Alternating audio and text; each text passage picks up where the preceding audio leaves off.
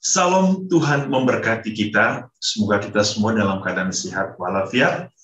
Kita semua diberikan berkat dalam perlindungan, kesehatan, dan juga kesuksesan dalam seluruh karya dan hidup kita.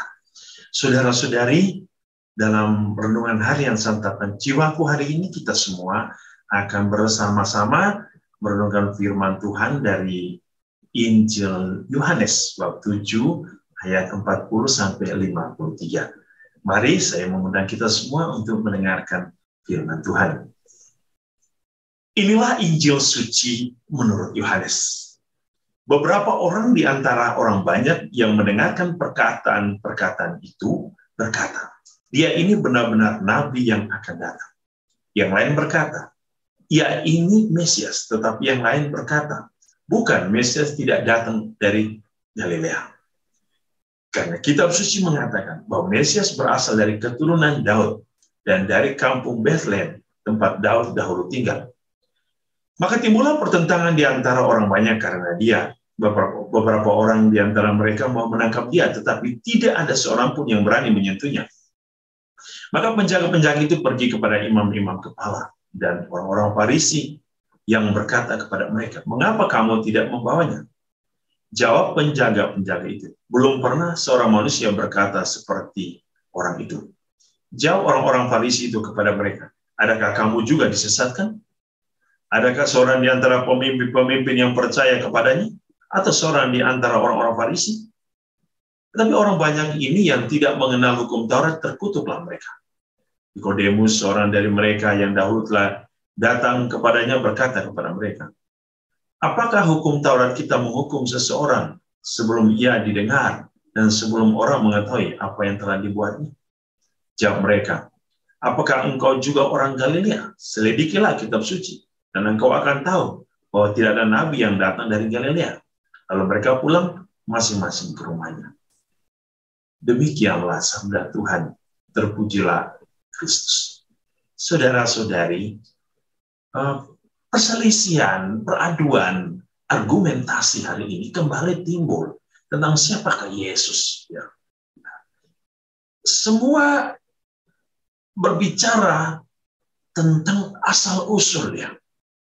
Mereka tidak melihat apa yang disampaikan oleh Yesus. Bagaimana kata-kata Yesus, bagaimana perbuatan Yesus, bagaimana seluruh karya-karya Yesus. Mereka mempertentangkan hal-hal yang sesungguhnya tidak perlu dipertentangkan. Kenapa? Mereka hanya melihat Yesus dalam konteks manusia biasa. Mereka tidak melihat Yesus dalam konteks kealahan.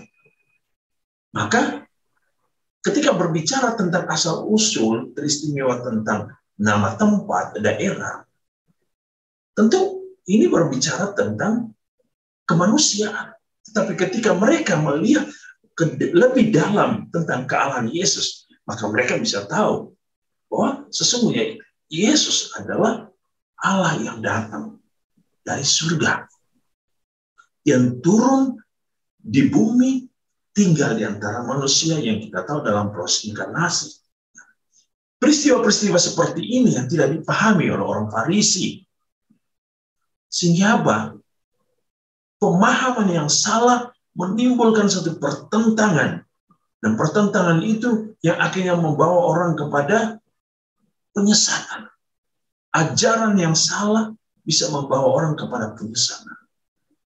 Banyak saat ini yang menyebut dirinya sebagai nabi, tapi mereka adalah nabi-nabi yang sesat.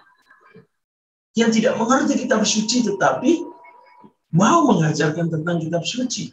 Dan banyak orang tersesat oleh kenapa?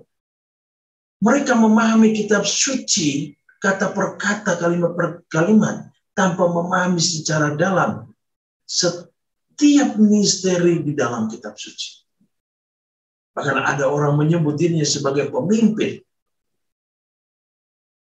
Saudara-saudari, kita semua ditegur oleh Yesus untuk memahami secara benar siapakah Yesus itu, agar kita mampu mewartakan tentang Yesus.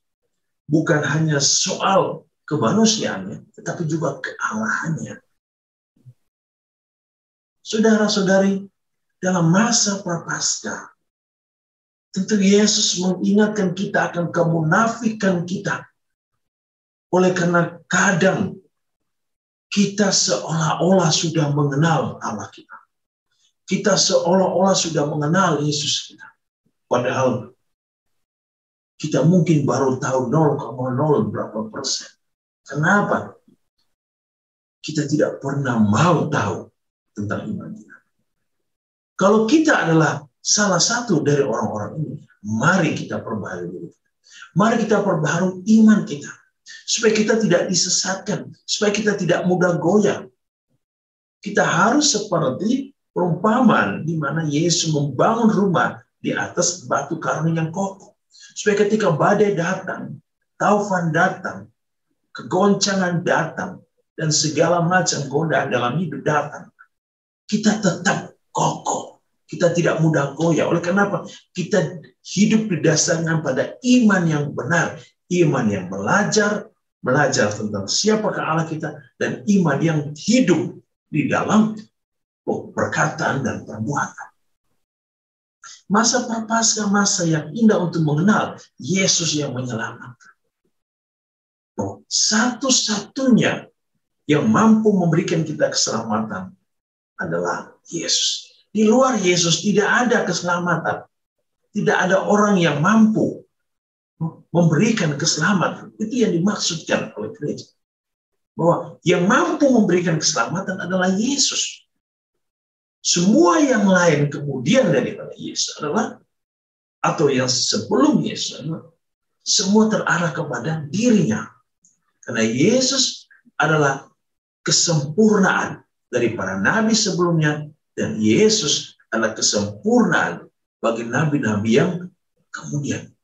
Supaya orang-orang yang datang kemudian itu jangan menganggap diri bahwa ajaran mereka lebih benar. Padahal mereka hanya mengutip-ngutip 1-2 kalimat, 1-2 peristiwa tanpa melihat peristiwa secara keseluruhan. Akhirnya apa? Mereka menghakimi. Mereka menyalahkan pada mereka yang salah. Saudara-saudari, dalam masa prapaskah kita harus mengenal siapakah Yesus yang tersalib. Mengapa ia harus disalibkan? Dan untuk apa salib itu dalam hidup orang-orang yang mengikutinya?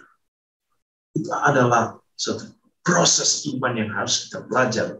Agar kita semakin mengenal Tuhan Yesus yang menyelamatkan kita. Iman kita akan membawa kita kepada keselamatan ketika kita benar-benar hidup bersatu dengan Allah, tinggal bersamanya, belajar bersamanya, dan menghidupkan ajarannya di dalam kehidupan iman kita. Tuhan Yesus menguduskan, memberkati, memberikan kita kesehatan jiwa dan raga kita dengan berkat-Nya yang berlimpah. Dalam nama Bapa dan Putra dan Roh Kudus. Amin.